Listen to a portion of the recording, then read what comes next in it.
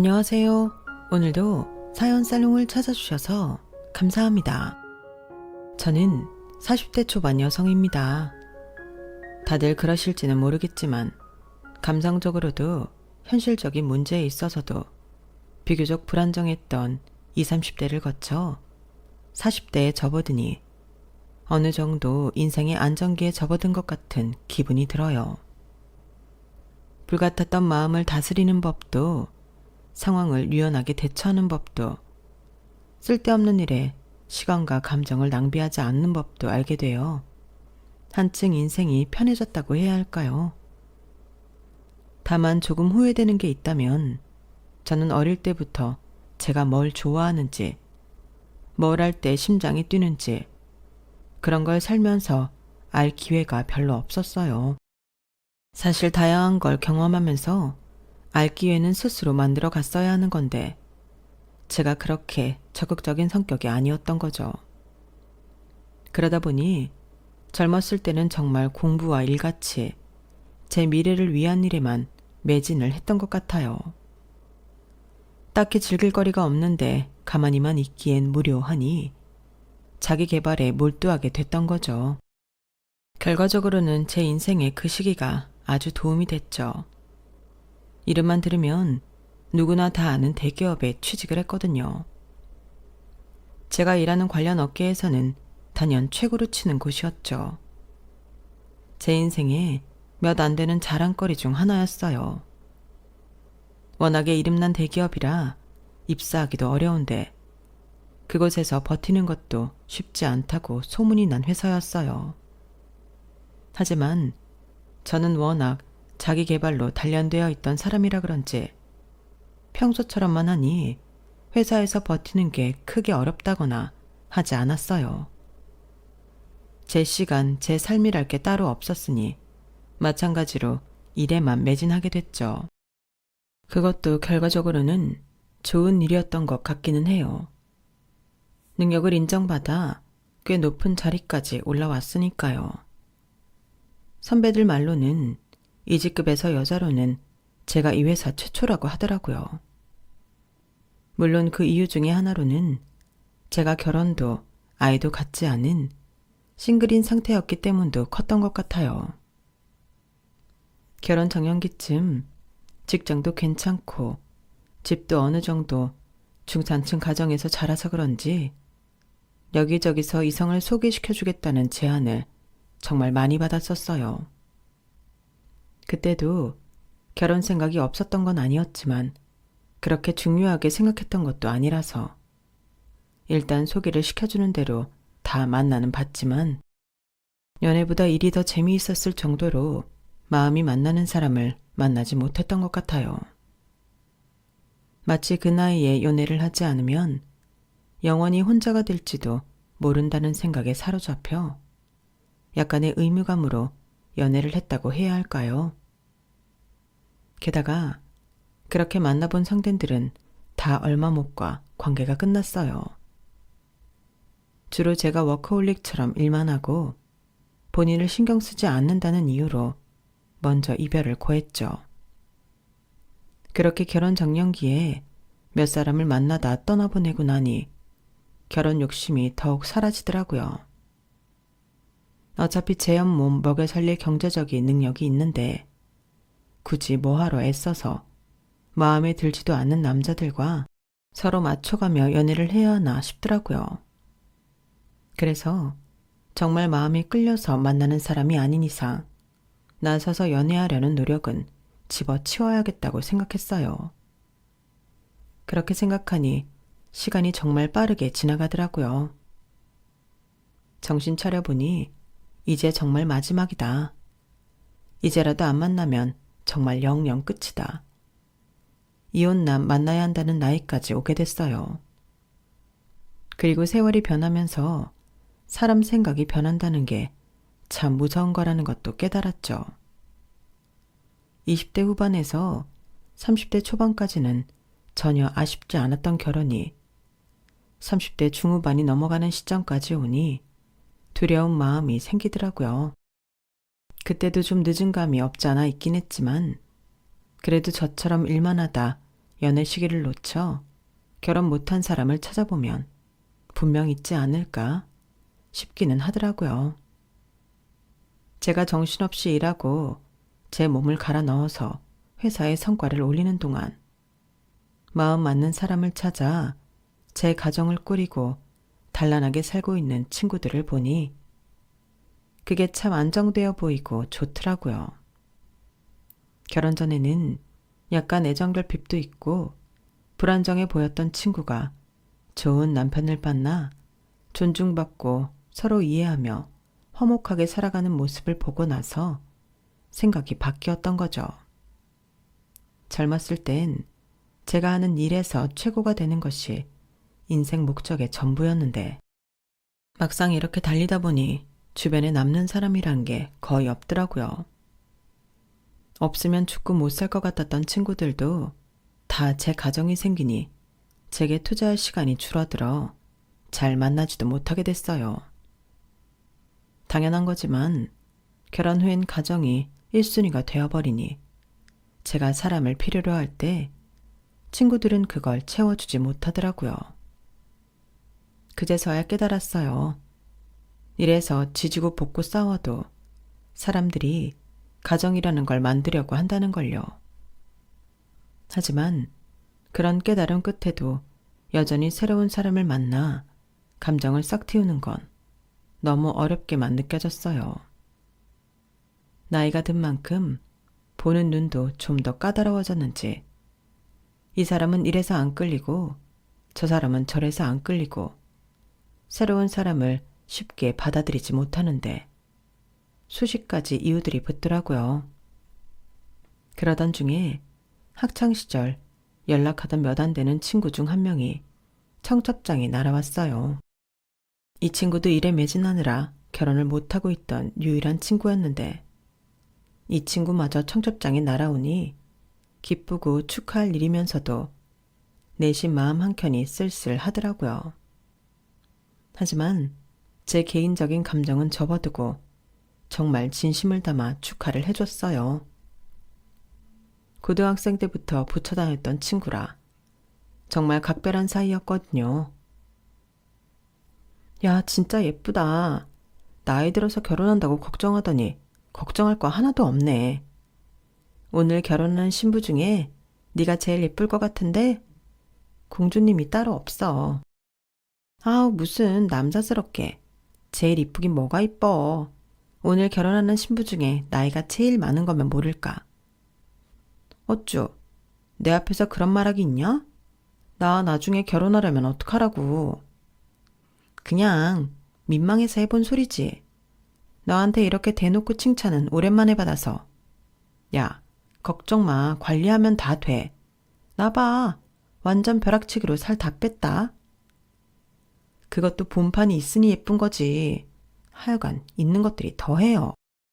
화려한 웨딩드레스를 입은 친구는 누구보다 빛나 보였어요. 그동안 수많은 결혼식에 참여하고 수많은 아름다운 신부들을 보았지만 저와 가장 친하기도 하고 가장 오래 제 곁에 있어준 친구라 그런지 유독 더 반짝거리는 것 같더라고요. 이렇게 이 친구도 좋은 사람을 만나 행복한 가정을 꾸릴 걸 생각하니 감격스러워 신부 대기실에서 발걸음이 잘 떨어지지 않더라고요. 괜히 아련해지는 마음에 대기실 주변에서 여러 하객들과 웃으며 사진을 찍는 친구의 모습을 보며 서성이는데 누군가 저를 붙잡았어요. 너 김서준 맞지? 방송부 후배였던. 누구세? 갑자기 제 팔을 붙잡는 남자 때문에 깜짝 놀라 쳐다봤는데 어딘가 얼굴이 익숙했어요. 살짝 나이가 보이긴 했지만 제가 분명하게 아는 얼굴이더라고요.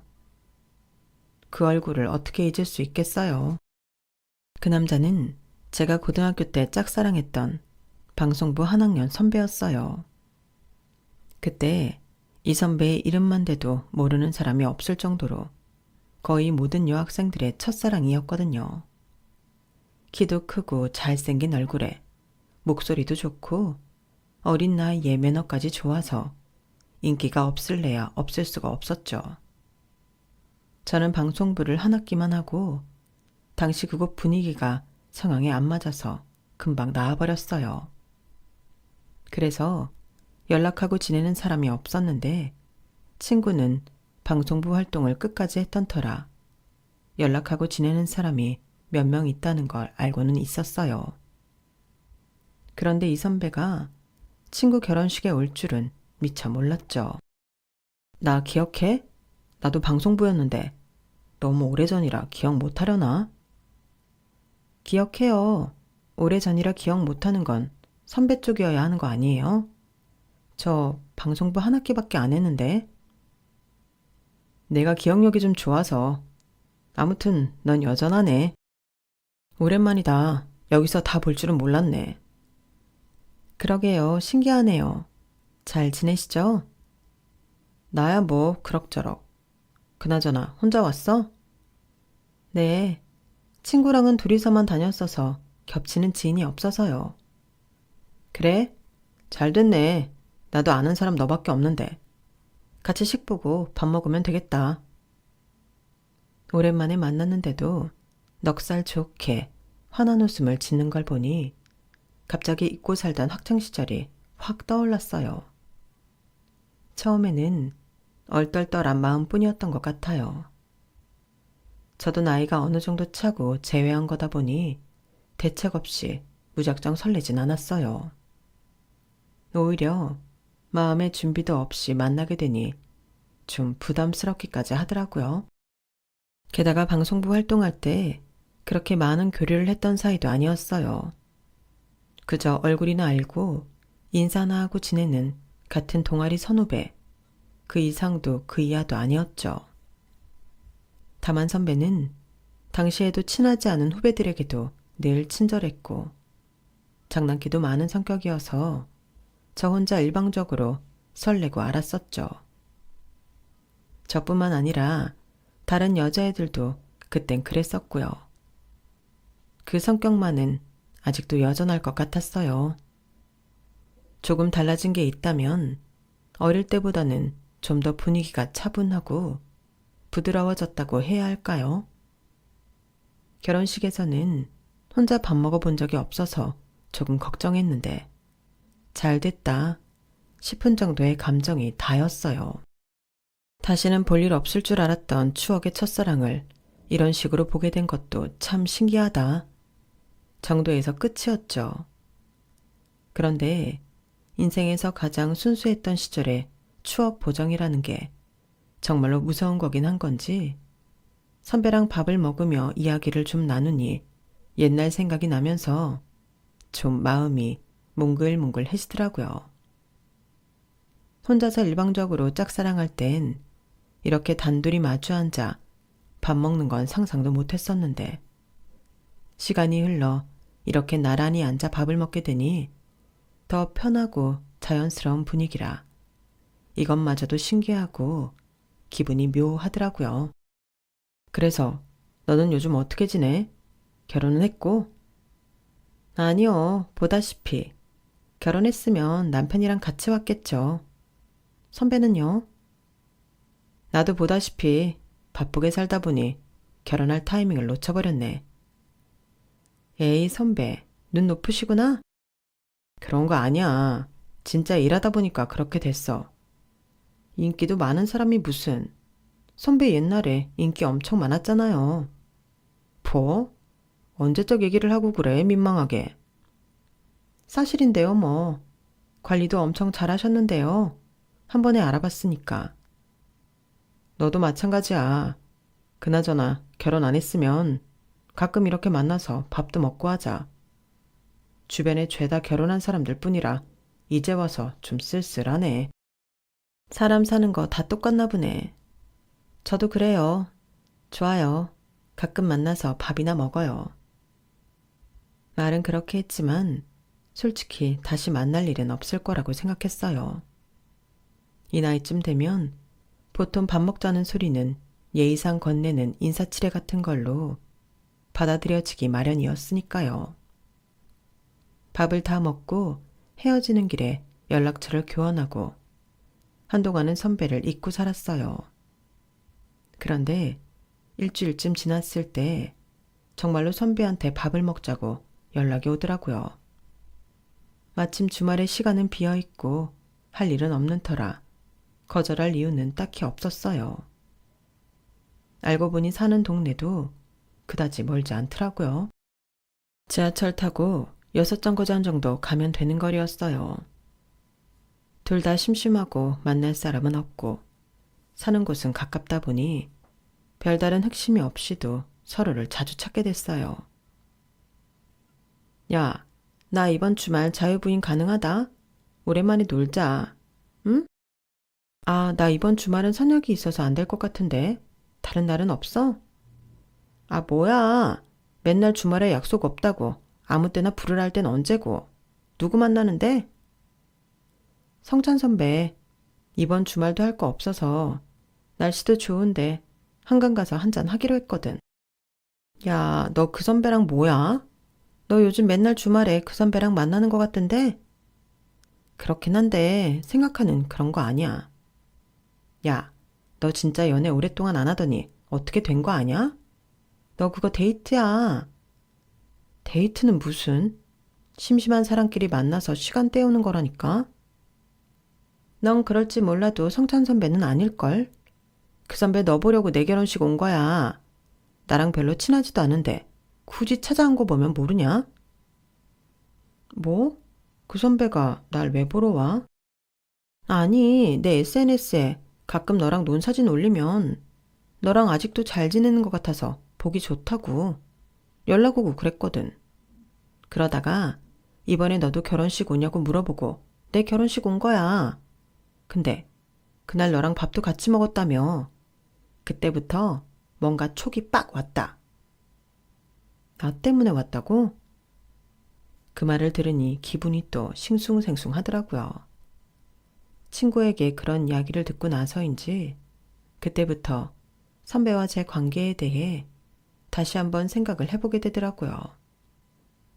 제 고민이 티가 났는지 선배도 뭔가 알아챈 모양이었어요. 그렇게 저희 사이가 미묘하게 달라지기 시작했죠. 서진아, 우리 만나볼래? 어느 날 선배가 그렇게 물었을 때 저는 거절할 이유가 없었어요. 언제부터인지는 모르겠지만 저도 선배가 좋아서 매번 선배를 만났던 것 같더라고요. 선배도 같은 마음이었다는 걸 확인하니 기분이 좋으면서도 설렜어요. 선배가 만나보자고 한 순간부터 저는 이 선배와 결혼할 운명이었구나 하는 걸 직감했으니까요. 아니나 다를까 저희는 연애를 제대로 시작한 지 반년 만에 결혼을 진행시켰어요. 어릴 때부터 알고 지내던 사이라 그런지 크게 경계심이랄 게 없었던 것 같아요. 마냥 순수한 마음뿐이라기보단 선배의 씀씀이를 미루어 보아 기본적으로 집안도 여유롭게 잘 사는 것 같았고 부모님이 차려주셨다는 카페도 꽤 잘 되고 있는 것 같았거든요. 외적인 조건도 내적인 조건도 그 외 현실적인 조건까지 뭐 하나 결혼해서 평생의 반려자가 된다고 했을 때 거리낄 게 없을 만큼 괜찮았어요. 마음에 걸리는 게 딱히 없으니 결혼을 망설일 이유가 없었던 거죠. 부모님 댁에 인사를 갔을 때도 저희 집과 크게 다르지 않게 사는 모습에 안심을 하기도 했고요. 그렇게 저희는 모두의 축복 속에서 아주 순조롭게 결혼을 하게 됐어요. 그런데 결혼을 준비할 땐 미처 보이지 않았던 게 결혼 후에 보이는 것도 분명히 있긴 하더라고요. 남편에게는 남동생이 한 명 있었는데 남편이 결혼을 좀 늦게 한 편이다 보니 이쪽은 동생이 훨씬 전에 결혼을 했다고 들었어요. 그래서 저는 결혼하는 시점에 이미 저보다 4년 먼저 이 집 식구가 된 동서가 있는 상태에서 결혼을 했던 거죠. 그런데 남편이 그 동서에 대해서 결혼 전부터 살짝씩 흘렸던 말들이 있었거든요. 내 동생이 결혼을 좀 잘못해서 우리 부모님이 늘 걱정이 많았는데 당신은 참 잘 들어왔다고 엄청 좋아하셔. 도련님이 결혼을 잘못하셨다고? 왜? 동서가 성질이 장난이 아니야. 동생이 철없을 때 클럽 갔다가 만난 여자라서 다들 반대했는데 동생이 기어이 이 여자 아니면 안 된다고 고집을 부려서 그 결과가 이렇게 된 거지 뭐. 맨날 둘이 싸우고 아주 난리도 아니야. 근데 싸움이라는 게 그렇게 일방적으로만 잘못해서 나는 건 아니잖아. 도련님도 뭔가 잘못을 했으니 자주 싸우는 거겠지. 나도 그렇게 생각했지, 처음엔. 근데 당신도 좀 같이 지내보면 알겠지만 욱하는 게 장난이 아니야. 직업도 원래 무슨 타투이스트? 그런 거였는데 그건 우리 엄마가 너무 반대하셔서 그만두셨어. 뭐? 시어머니 때문에 직장을 관뒀다고? 왜? 어르신들이야 인식이 그럴 수밖에 없지.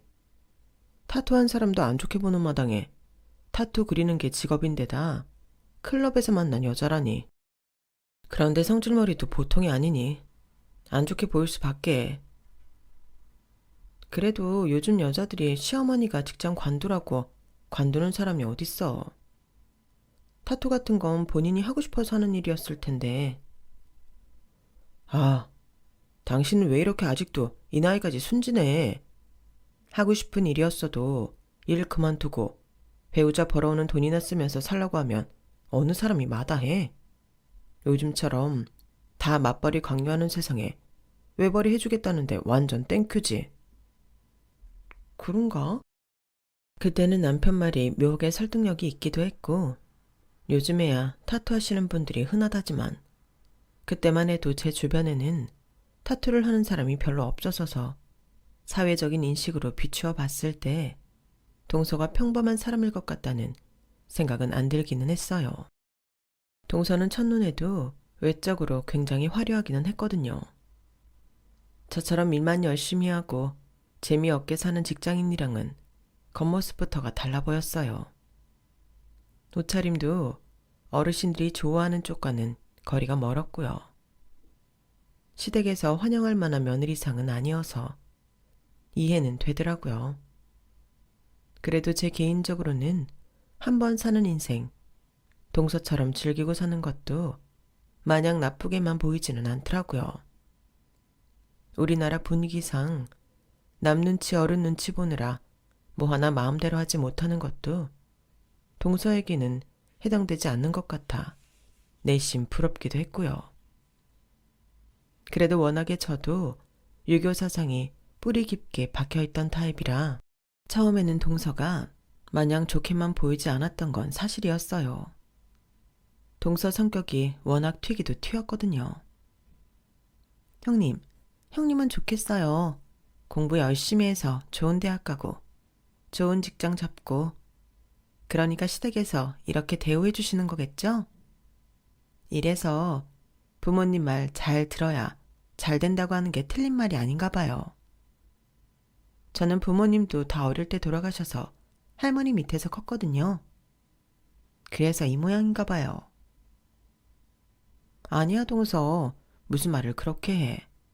나는 부모님 말 너무 잘 듣고 살아서 사는 게 별로 재미가 없어. 그래도 동서는 본인이 좋아하는 거, 재미있어 하는 거 잘 찾아서 즐기고 사는 것 같아서 부럽고 보기 좋아. 그렇게 마음에 없는 말씀 안 하셔도 되는데 형님은 배운 사람이라 그런지 말씀도 참 예쁘게 하시네요. 저는 좀 형님 보고 배워야겠어요. 각자 다 좋은 점이 있는 거지. 나도 동서한테 배울 점 많아. 나는 워낙 답답하게 살아서 남편 만나기 전까진 일만 할 줄 알았지. 정말 왜 사나 싶을 정도로 인생이 지긋지긋하더라. 동서처럼 이렇게 예쁘게 꾸밀 줄도 모르고 동서랑 나랑 3살 차이밖에 안 나는데 동서는 아직도 아가씨 같잖아. 나는 어디 가면 다 내 나이로 봐. 아이고 형님도 젊게 꾸미면 다 젊게 봐요. 형님이 너무 나이에 딱 맞게 입고 다니시니까 그 나이를 보는 거죠. 형님도 좀만 꾸미면 진짜 젊어 보이실 것 같은데. 다음에 저랑 쇼핑 한번 하실래요? 에이, 내가 무슨. 내가 동서처럼 입고 다닐 생각하면 좀 그렇다. 그것도 어울리는 사람들이나 이렇게 입는 거지. 난 부담스러워. 형님, 왜 그러세요? 옷이 무슨 형님한테 나 입지 말라 그러는 것도 아닌데. 자신감을 가지세요. 가끔은 내 스타일 아닌 옷도 입어보면서 기분 전환하는 거예요. 낯도 가리고 매사 조심성 있게 사람을 대하는 저와는 달리 동서는 넉살도 좋고 친화력도 어마어마했어요. 이렇게 사람에게 쉽게 다가가는 점이 어른들에겐 또 안 좋게 비춰질 수도 있었겠다 싶더라고요. 하지만 저는 워낙 제 주변에 저 같은 사람만 있어서 그런지 동서가 참 신기하고 재밌었어요. 형님이라고 어렵게 생각하거나 경계하기만 했으면 저도 다른 사람들과 마찬가지로 동서랑 서먹하고 최악의 경우 나쁜 사이까지 됐을 텐데 저랑은 전혀 그런 건 없었어요. 동서는 제가 마음에 들었는지 저에게 자주 연락을 했고 그 연락들이 조금 귀찮을지언정 저를 불쾌하거나 불편하게 만드는 종류는 아니어서 생각보다 자주 연락을 이어나가게 되더라고요. 동서 덕분에 새로운 경험도 참 많이 했어요. 동서 아니었으면 안 입어봤을 옷도 입어보고 평소대로 살았다면 가볼 일 없었을 페스티벌 같은 것도 가보게 됐죠. 동서랑 있으면 항상 새로운 걸 하다 보니 만나는 게 참 재밌더라고요. 제가 알고 살지 못했던 새로운 세계를 맛보는 느낌이었어요. 처음 시댁 식구들이 동서를 미워한다고 했을 때 상상했던 이미지와는 전혀 달랐어요. 좀 특이해 보이긴 해도 알고 보면 천진난만하고 해맑은 사람이었어요. 미워할 만한 모난 구석이 있다거나 성질머리가 유달리 나쁘지도 않았거든요. 적어도 제가 느끼기에는요. 그런데 유독 시댁 식구들과는 사이가 참 안 좋더라고요. 특히 도련님과는 성격이 정말 안 맞아서 저에게도 늘 하소연을 할 정도였어요. 형님, 저 진짜 이혼할까 봐요. 왜 그래, 동서? 남편이란 인간은 제 마음 하나도 몰라주고 시댁은 저 미워라 하고 이럴 줄 알았으면 결혼하는 게 아닌데 인생 좀 편하자고 한 결혼인데 하나같이 다 불편해 죽겠어요. 가난한 건 지긋지긋해서 남편 집이 좀 사는 것 같길래 덜컥 시집 왔는데 정작 저한테 떨어지는 콩고물도 하나도 없는 것 같고 좀 친해졌다고 솔직하게 말하는 동서가 신기하면서도 살짝 불편은 하더라고요. 시댁에서 매일 하는 말이 저거였거든요. 작은 며느리 걔는 딱 봐도 우리 집 재산 노리고 온 애야. 쟤네 캐는 대로 막 살고 아무나 만나다가 집 좀 살고 번듯해 보이는 남자 나타나니 확 물어버린 거라니까. 둘째 놈이 철이 없었으니 망정이지. 우리 아들이랑 결혼 안 했으면 어떻게 살고 있었을지 안 봐도 뻔하다 뻔해. 시어머니께서 혀를 차며 말씀하실 때마다 저는 그런 거 아닐 거라고 동서 편을 들었는데 막상 동서 입에서 그 말을 들으니 할 말이 없더라고요. 동서를 만나고 좀 사람을 입체적으로 보게 됐던 것 같아요. 동서는 착하긴 하지만 정말 제가 알아오던 주변 사람들과는 다른 종류의 사람인 것 같았어요. 저처럼 보수적인 성향을 가진 사람은 영영 이해할 수 없는 존재 같았달까요? 아무튼 처음에는 통통 튀는 동서가 신기하고 재미있어 친해졌지만 가까이 지낼수록 저와는 전혀 다른 가치관을 가지고 있음이 확인되면서 마음이 서서히 뒷걸음질 치고 있었어요. 아마 도련님도 이래서 동서와 많이 싸우나 보다 대충 추측이 됐죠. 자주 만나서 동서의 이야기를 들으면 저도 모르게 시댁 편을 들고 그러다 부딪히게 될까봐 만남을 서서히 줄여나갔어요. 만나자는 연락을 하나 둘 거절하고 피하기 시작하니 동서도 무언가 눈치를 챈 건지 어느 순간부터 연락이 확 줄어들더라고요. 그리고 나니 좀 편했어요. 시댁의 재산에 대해 이러쿵 저러쿵 이야기하는 게 좀 불편하고 알고 싶지 않았거든요. 그렇게 동서와 연락이 끊긴 지 4개월쯤 되던 날 갑작스러운 소식을 듣게 됐어요. 여보, 성준이 결국 이혼한대. 뭐? 정말이야? 더 이상은 못 참겠나 봐. 세상에. 그래 뭐 서로 안 맞는데 꾸역꾸역 같이 사는 것보단 이혼이 나을 수도 있겠다. 시댁이랑 트러블도 워낙 많았었고. 우리 부모님도 웬만하면 이혼하지 말고 살으라 했을 텐데 워낙 재수 씨가 왈가닥에 자유분방하잖아. 그냥 이제라도 이혼하고 다른 사람 만날 수 있으면 만나보라고 하더라. 그래, 서로한테 잘된 일일 수도 있겠다. 좀 얼떨떨하면서도 동서가 걱정이 되긴 하더라고요. 동서가 시댁 재산을 노리고 결혼했다는 시점에서 이미 마냥 좋은 사람은 아니었지만 그렇다고 그렇게 나쁘기만 한 사람도 아닌데 시댁에서는 너무 죄라도 지은 사람처럼 미워하고 이혼을 기뻐하니 마음이 좀 안 됐어요. 인사치레 상으로라도 동서에게 연락을 했지만 동서는 연락을 받지 않더라고요. 처음엔 심장이 많이 안 좋아서 그런가 했지만 몇 통을 더 걸어도 안 받길래 포기했어요. 걱정이 되어 전화를 한 건데 이제 이혼한다고 저도 완전히 남이라 생각해서 연락을 받지 않은 건가 싶더라고요. 그래도 같이 친하게 지냈던 세월도 있고 순수한 의도로 걱정했는데 이런 식으로 아무런 전조 증상 없이 연락이 뚝 끊겨버리니 좀 서운하면서도 괘씸한 마음도 들었어요. 이혼이 끝날 때까지도 동서에게선 아무런 연락도 오지 않았고 그대로 저는 동서에게 흔한 인사조차 못하고 헤어지게 됐죠.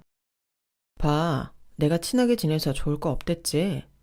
당신이 그렇게 챙겨줬는데 이혼한다고 나 몰라라 하는 거 봐라. 그 인간은 당신이나 우리 집안에 어울리는 사람이 아니야.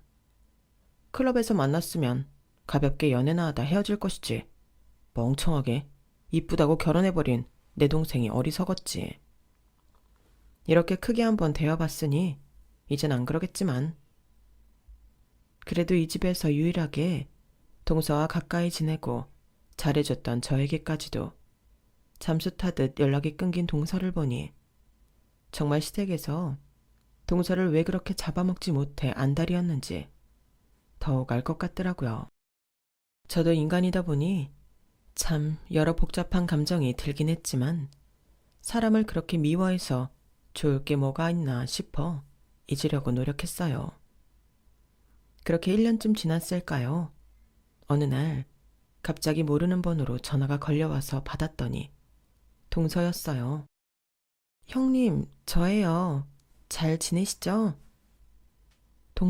동서가 웬일이야? 도련님이랑 이혼할 때는 그렇게 연락이 닿지를 않더니. 죄송해요. 제가 그때는 정말 경황이 없어서 시댁이랑은 완전히 끊어내고 싶은 마음도 있었고요. 아무리 그래도 그렇지 내가 다른 시댁 식구들이랑 같아? 그동안 내가 동서 얼마나 챙기고 아꼈는데 어떻게 나한테까지 이럴 수 있어. 제가 생각이 짧았어요. 저도 그러고 나서 후회 많이 했어요, 형님. 형님도 아시겠지만 저 부모님도 안 계시고 키워주신 할머니도 돌아가시고 곁에 정말 아무도 없잖아요. 이럴 때 어떻게 해야 하는지 아무것도 모르고 그냥 저를 괴롭히던 시댁에서 벗어나고 싶다는 마음이 전부였어요. 그래, 심경이 복잡했을 테니까. 그건 그렇다 치고 그럼 갑자기 왜 전화한 거야? 이제 와서 생각이 바뀐 거야? 그게요, 형님. 혹시 500만 원만 빌려주실 수 있으세요? 뭐라고? 내심 저는 기대했어요. 이제라도 형님에게 미안하다고. 그동안 잘해줬는데 이렇게 헤어지는 건 아니었던 것 같다는 말을 할 줄 알았죠. 하지만 동서 입에서 나온 건 또 결국 돈이었어요.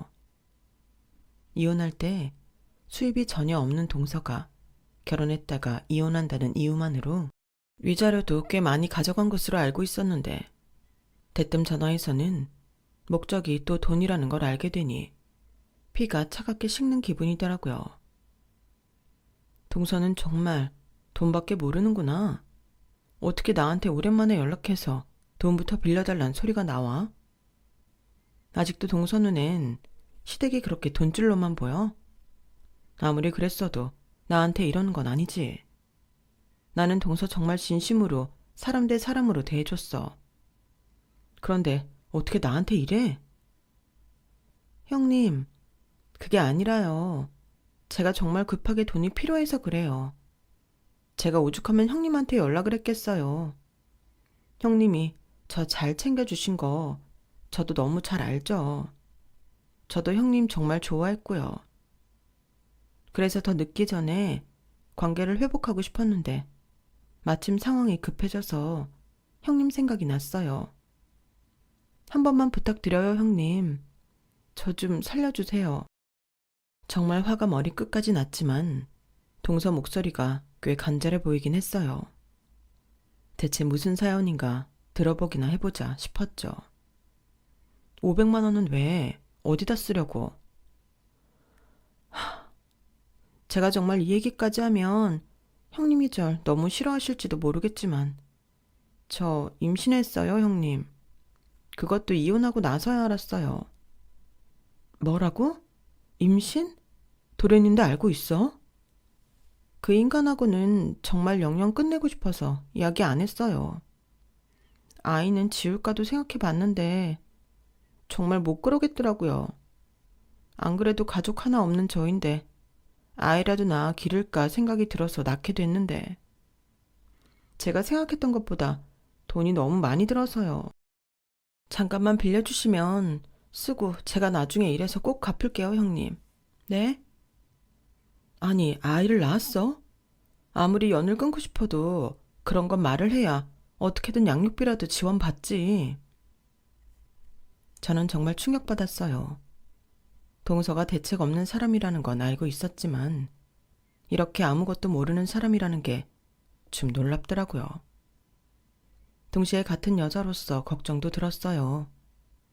부부가 같이 키워도 힘든 게 육아인데 도움받을 친정도 없는 상태에서 도대체 어떻게 혼자 애를 키우겠다는 건지. 경력도 단절된 사람이 대체 무슨 깡으로 저러는 건가 도무지 이해가 안 되더라고요. 동서와 저는 동서가 이혼한 시점에서 완전히 남이나 다름없었지만 동서의 사정이 어디서부터 지적해야 될지 모르겠을 만큼 엉망이어서 안 도와줄 수가 없겠더라고요. 외면하면 그만이었겠지만 예정도 있고 하니 쉽지가 않았어요. 계좌번호 보내. 그리고 시댁한테 양육비 받을 방법 같이 알아보자. 애가 혼자 생긴 것도 아닌데 어떻게 혼자 책임질 생각을 했어.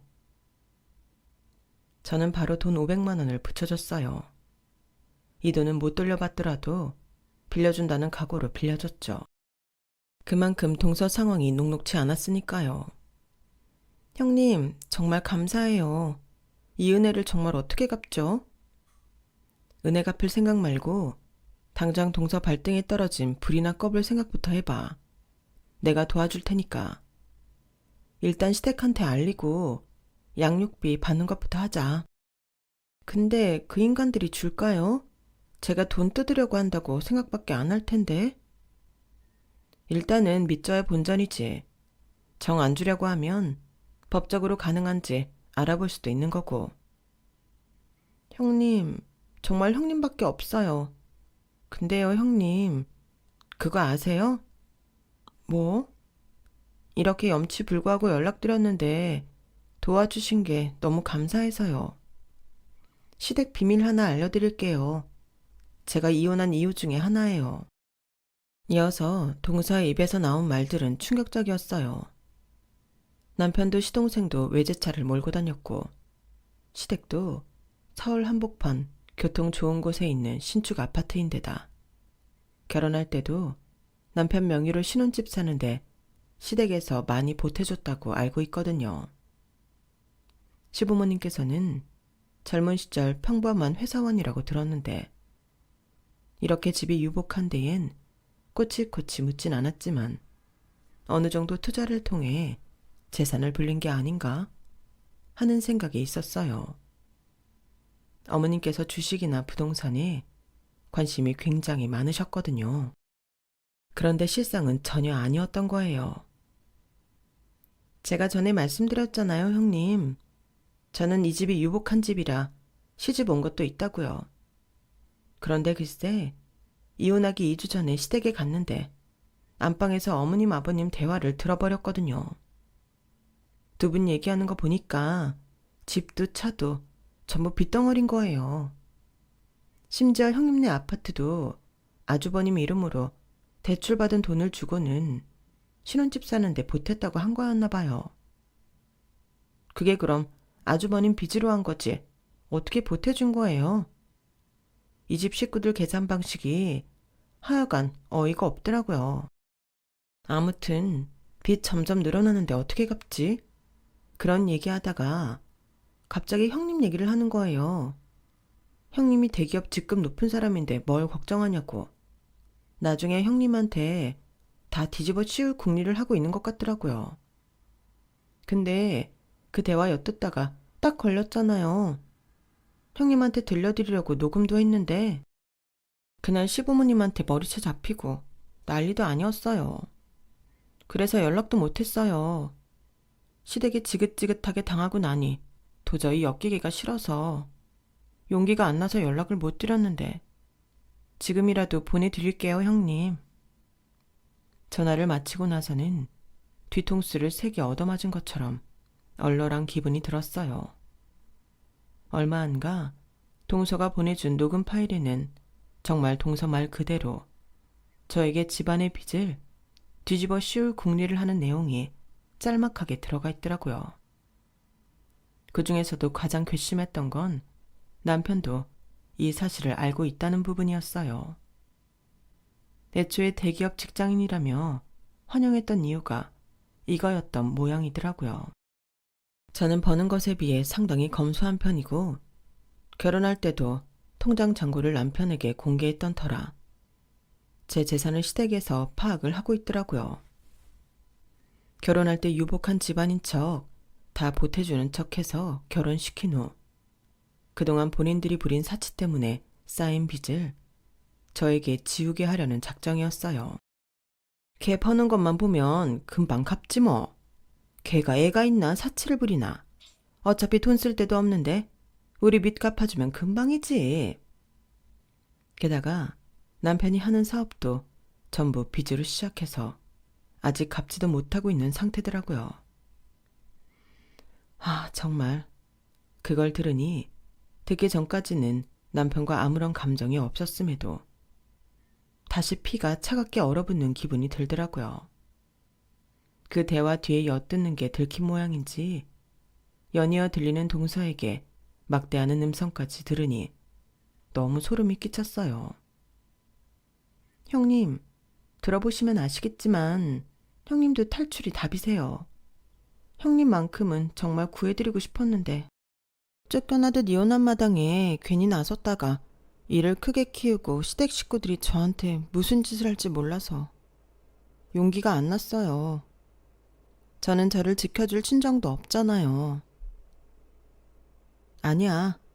지금이라도 말해줘서 고마워, 동서. 얘기를 듣고 나니 울분이 치솟았어요. 순수했던 어린 시절의 향수와 첫사랑 상대였다는 약간의 환상을 안고 시작한 결혼 생활이었어요. 하지만 이제는 나이가 어른인 만큼 완전히 환상만 있었던 건 아니라 어느 정도 현실적인 재정 문제도 고려했던 것도 사실이었죠. 저보다 훨씬 형편이 좋은 사람을 바랬던 건 아니었지만 나을 게 없는 사람을 바랬던 것도 아니었어요. 어느 정도 서로를 힘들게 하지 않을 만한 능력과 형편을 갖춘 사람을 만나고 싶었죠. 그런데 남편은 연애 시절 저에게 은근슬쩍 집안 형편에 대한 과시를 많이 했었고, 연애할 때 보여준 모습이 경제적으로 어려운 사람과는 거리가 멀었거든요. 실제로도 집안 도움을 받아 결혼을 하고 사업을 하는 사람이었으니 제가 의심할 틈은 조금도 없었죠. 하지만 그 모든 게 저를 속이기 위한 거짓이었다는 게 너무 충격적이었어요. 곱씹을수록 화가 머리끝까지 나서 저는 큰 박스 몇 개 사서 집으로 돌아가 짐을 싸기 시작했어요. 저보다 늦게 퇴근하는 남편이 한참 뒤에 들어와 커다란 박스 몇 개를 보고 기함을 했죠. 여보, 이게 다 뭐야? 뭐 어디 이사라도 가? 응, 가려고. 나 이제 당신이랑 못 살겠거든. 뭐? 갑자기 이게 무슨 변덕이야? 왜 이래? 몰라서 물어? 정말 나한테 캥기는 거 하나도 없어? 뭐? 캥기다니. 뭐가? 당신 설마 재수씨 만났어? 그 사람한테 또 뭘 듣고 이러는 거지? 그 사람 말을 믿어? 동서가 어때서? 동서 아니었으면 내가 영영 사기꾼 집안에 당할 뻔했는데? 당신 그 카페도 그렇고 이 집도 차도 전부 빚덩어리라며? 당신뿐만 아니라 부모님까지 싹 다 빚더미에 앉았더만. 그리고 뭐 말하는 거 들어보니 아주 가관이더만. 그 빚을 나한테 나눠 갖게 할 생각이던데? 당신도 알고 있었다며. 그래서 일부러 좋은 직장 다니는 여자 고르고 또 골라다닌 거라며? 여보, 도대체 그 여자가 당신한테 무슨 말을 어떻게 했길래 그걸 믿는 거야? 대체 그게 무슨 소리야? 내가 당신 첫사랑이라며. 우리 그렇게 순수하게 시작한 거 아니었어? 순수하게 시작했지. 그래서 깜빡 속았지 내가. 됐고, 당신 얘기 더 이상 듣기 싫으니까 당장 이혼 서류에 사인이나 해. 아니, 왜 내 말은 들어보지도 않고 무조건 그 여자 말만 듣는 거야? 그 사람은 내 동생이랑 안 좋게 이혼하고 우리 집에 앙심 품고 지금 당신이랑 나까지 이간질하려고 하는 거라고. 왜 그런 술수에 놀아나는 건데? 증거도 없잖아. 증거? 내가 설마 증거도 없이 동서 말만 듣고 이러는 사람으로 보여? 증거는 얼마든지 있어. 그래, 그럼 그 증거란 것 좀 보자. 어? 대체 뭘 보고 이러는 건데? 남편은 제가 증거도 없이 이런다고 확신한 모양인지 끝까지 얼굴 표정 하나 바뀌는 것 없이 뻔뻔하게 굴더라고요. 이럴 줄 알고 핸드폰에 저장해둔 녹음 파일을 크게 틀었어요. 너무나도 생생하게 들려오는 지 부모님들의 목소리에 남편은 점점 얼굴이 하얗게 질리더군요. 뒤이어 이어지는 동서에 대한 폭언까지 아주 깨끗하게 녹음이 되어 있던 탓에 또다시 침묵이 흘렀어요. 당신 도대체 이걸 어떻게... 아니 잠깐만, 오해야. 이렇게 확실한 증거를 두고 뭐라고 변명할 수 있는지 그 능력이 궁금하긴 한데 당신 헛소리 듣고 싶지도 않고 그럴 여유도 없거든. 이혼 서류 보낼 테니까 작성해서 이 박스랑 같이 친정으로 보내기나 해. 당신이 무슨 말을 하던 이제 더 이상 당신 말 믿을 수 없으니까. 사기 결혼으로 확 고소해버리기 전에. 여보, 여보. 저를 붙잡으려는 남편을 두고 집을 나와버렸어요. 당분간은 본가에 지내면서 마음을 추스렀죠. 부모님께서도 큰일을 당하기 전에 알게 되어 정말 다행이라고 하더군요. 동서랑은 그 뒤로 다시 연락하면서 지내고 있어요. 남편은 역시나 한 번에 이혼 도장을 찍어주지 않았지만 저와 저희 부모님의 합동에 결국 두 손 두 발 다 들었죠. 이혼하는데 시간 자체는 꽤 오래 걸렸지만 지금은 해방되어 자유로운 삶을 살고 있어요. 결혼 전에 몰랐는데 차라리 한번 다녀오니 속이 시원하네요. 부모님 댁 근처에 집을 구해 혼자 살고 있는 요즘은 결혼이 꼭 인생의 종착점이 아니라는 걸 더더욱 실감하고 있어요. 생각보다 제 나이에도 이혼한 분들은 많더라고요. 요새는 심심하면 그분들을 만나서 함께 시간을 보내곤 해요. 물론 그 모임에는 동서도 함께 있죠. 잠깐이나마 평생의 반려자와 함께 늙어가는 미래를 상상했던 제 인생이 이렇게나 뒤바뀔 줄 누가 알았겠어요. 돌다리도 두들겨 보고 건너야 한다. 나이든 남자들은 다 언니들이 이유가 있어서 안 데려간 거다. 그런 말들이 정말 피부로 와닿더라고요. 이런 걸 보면 나이가 들어 보는 눈이 까다로워졌다고는 해도 완벽할 수는 없는 모양이에요. 누군가 목적을 가지고 작정하고 다가오면 아무리 속을 파악하려 해도 끝까지 모를 수밖에 없는 게 사람 속이니까요. 이렇게 털어놓으니 속이 좀 후련해지네요. 제 사연은 여기까지예요. 들어주셔서 감사드리고요. 여러분들의 곁에 좋은 인연들이 가득하시길 진심으로 바랍니다. 여러분, 사연 댓글에 응원과 현명한 조언 부탁드려요. 좋아요와 구독은 저에게 큰 힘이 됩니다. 오늘도 좋은 일 가득하세요.